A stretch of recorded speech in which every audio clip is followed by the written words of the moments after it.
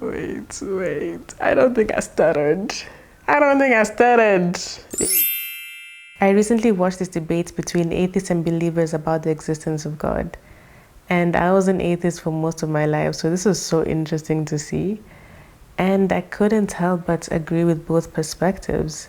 That's because I don't believe there's only one absolute truth. I believe in subjective truth. Back when I was an atheist, in my world, God didn't exist. And the concept of a higher power isn't something I gave any kind of energy or attention to.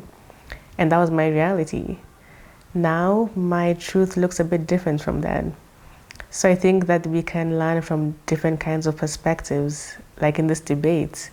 And one major point of discussion that really stood out to me was, if there is a God, then why is there so much suffering in the world?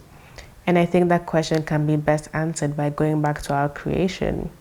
We are fragments from God, or fragments from Source, that chose to incarnate on this plane in this human form. And because we are from God, then we are God. We are the universe. We are Source experiencing itself. And I don't believe God is good or bad. God is neutral. God just lets life play out as it should play out. And we are just a projection of that energy on this plane. So you can connect this back to your own life.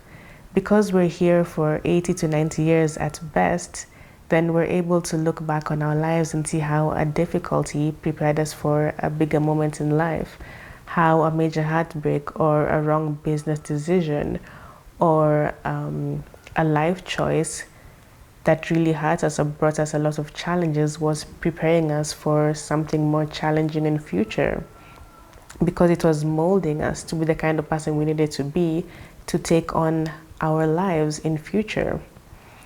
And this can also be applied to the human body or the human mind. When not put into use, then we become weak. It's very deteriorating for us. And it's easy to look back on our lives and associate cause and effect.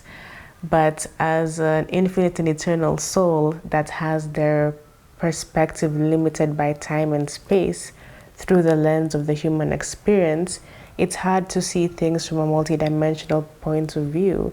It's hard to see the end goal of this whole experience. So I'm sure you're wondering, how does this apply to your life? How does this apply to all the suffering that's going on? And I think this can best be answered by a quote I heard from Robert Edward Grant. And this was on an episode of the Know Thyself podcast.